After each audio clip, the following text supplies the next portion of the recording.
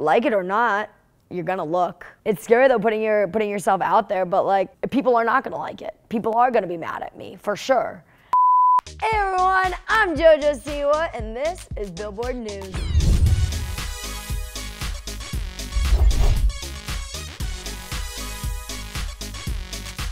Karma's a bitch, and I guess I should have known better because look who's sitting with with you me. right now. Hey, what's up, Jojo? How's it going? Best fucking day of my life. Karma's a bitch. I should have known better. If I had a wish, I would have never left around. Your song, it's out. It's out. It's in the out. universe. How are you feeling? I have shit a brick every single day for the last 3 weeks since we started teasing it. It's been a brutal tease process. The internet has gotten very mad at me. The internet has taken me through the frickin' ringer, the ups and the downs, but at the end of the day, I made the art that I wanted to, and I am so happy, so proud, so excited to bring this version of pop music back. This music video, this style of production, this is everything I've ever wanted. You know, I've been waiting 10 years to get into this world. I don't care that music videos aren't trending anymore like this. I'm gonna do it. They weren't trending either before Lady Gaga did them, and then all of a sudden, booyah, Lady Gaga becomes Lady Gaga. You know? Okay, you're preaching. And we're gonna talk about all of that, all of those things, but I do wanna talk to you about something else first. So the song came out today. Where's this tattoo? I know. I need to talk about the tattoo, please. So my old logo with the date Boomerang came out, 5/17/2016. And then I have the new logo, my new logo with the date Karma came out, right, which is 4/5/2024. But technically it came out for 4/2024 because it came out at 9 p.m. PST. Oh, so you're like, it's a little off. The tattoo is not to truth. It is off. It is so off. Like, because on 4/4, I posted that it's coming out tonight. Gotcha. So it's fine. Honestly, I have a bit of dyslexia, and so the 4s look like 5s anyway, so it's fine. Perfect. And I mean, this is your first project with Columbia, so tell me about the transition and how it is to jump into this new era with them. It's been fun. There's never really been an influencer child star turned into musician adult star. You know what I mean? There's never really been this transition. There's been similar. Never someone that was themselves that's making this boom jump transition to also themselves. You know what I mean? And so that's been an interesting vibe.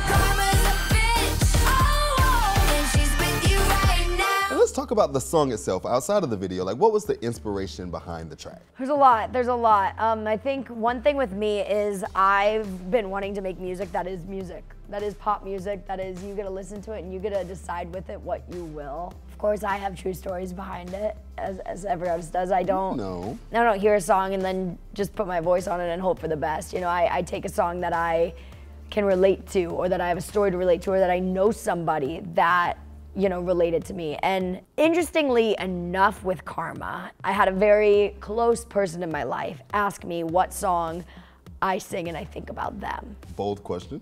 Instantly, my answer, which should not have been Karma, my answer was Karma. Another late night, another crazy mood, and I didn't think twice what it would do to you.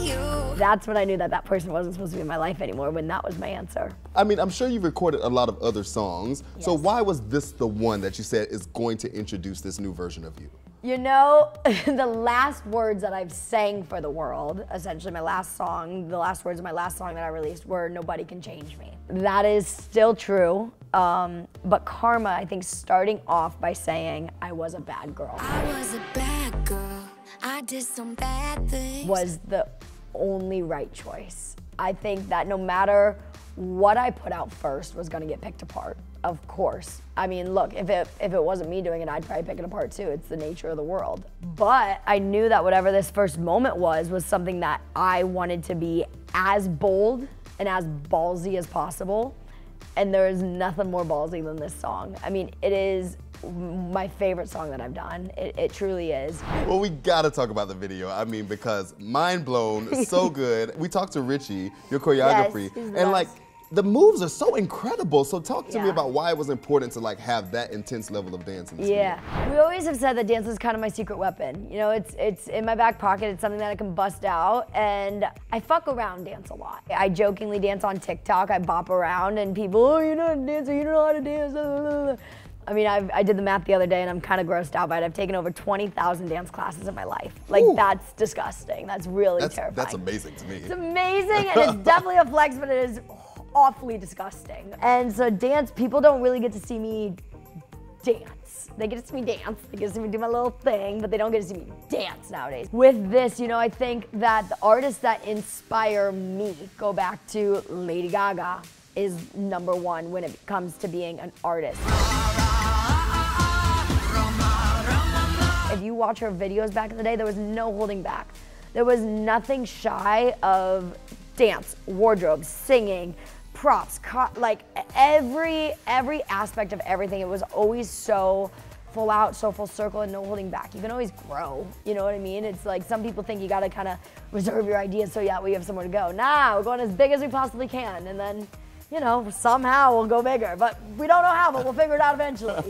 No, and I'm so obsessed that you're doing that because even I feel like that's something that's missing in the industry these days. Totally. Like the big pop star, the big music videos, the big performances. How was it to like feel like you incorporated the themes of the song into the video and make it match? It was actually really fun. This video idea came to me about 1.5 years ago. Originally, the only thing that you didn't see that was in the original idea was an element of fire. There was supposed to be a massive element of fire where it was like I kind of burned the boat and then I kind of burned the island and I kind of like ran away because I set it all on fire with my magic fire powers, I don't know.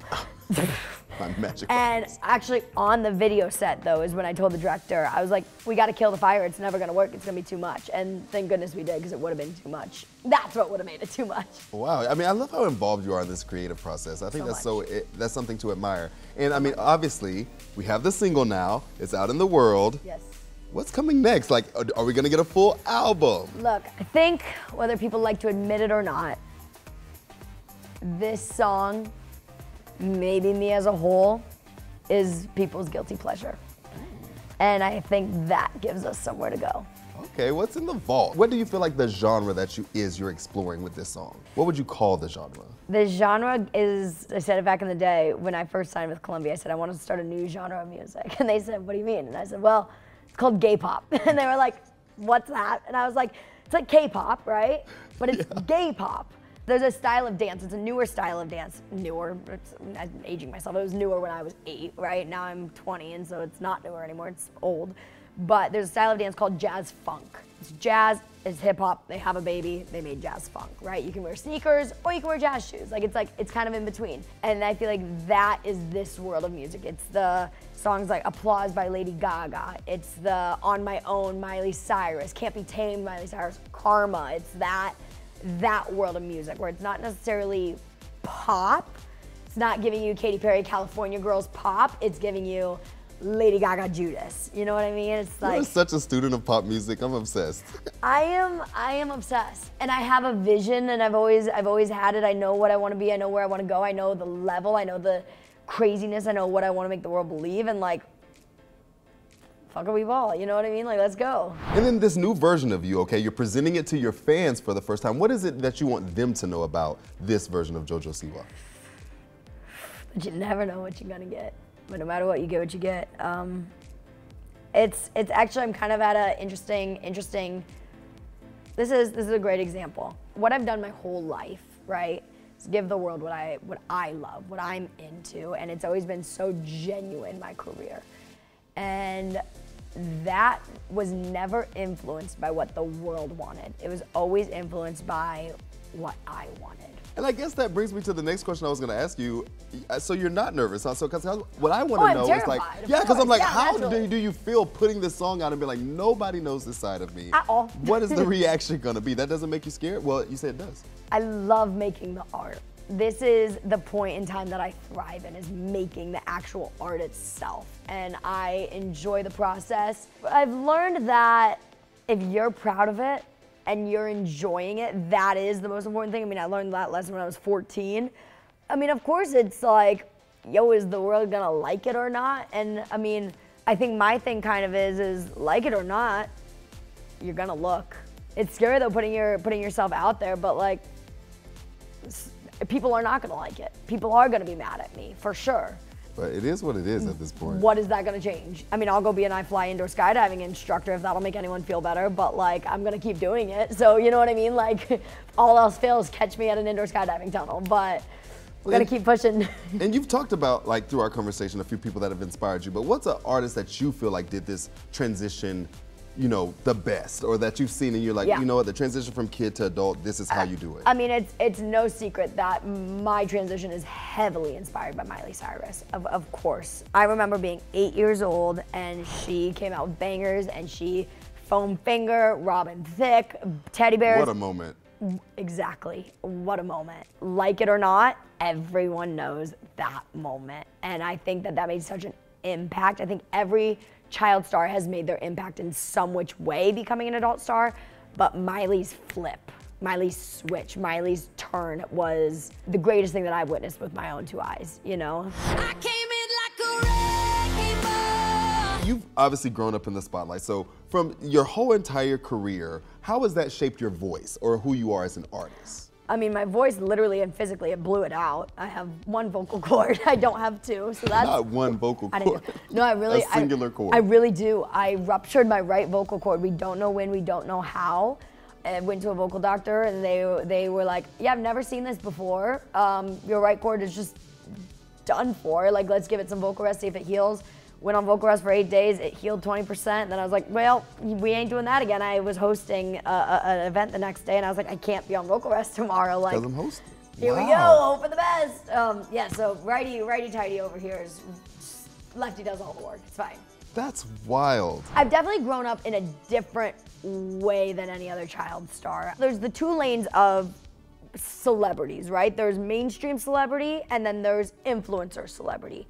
I'm somewhere in the middle. I've had both, you know what I mean? And I'm really the only person in my generation that has grown up with the like 50-50 mix of both. And I think it's from the reality TV background and that's where I come from, but then, you know, on YouTube is where that's where I did my big one as a kid, you know what I mean? And so it's interesting to now be navigating that and being like, okay, well, I don't want to go more that way. I do want to go more that way, but actually I have a whole open lane going straight forward. So what is that? You know what I mean? Well, now I have to ask you your opinion on this. Did you see the TikTok or the viral moment of Billie Eilish at the People's Choice Awards? And when she was like, why are all these TikTokers here? Yes. That was interesting to me because you had these massive TikTok influencers that were there with the musicians sitting all together. Yes. So what do you feel about like that mixture of the worlds? So look, I think that I don't know what happened with Billie. Let me preface this, I've never met Billie. I love Billie. Like literally fucking marry me tomorrow, please. Like love her influence, love everything about Billie. I can understand where she was coming from because I think there is an etiquette at something like the People's Choice Awards. I've been to them, I understand the etiquette. I mean, you have everyone from Billie Eilish to Jennifer Aniston to Ellen DeGeneres to TikTok people there.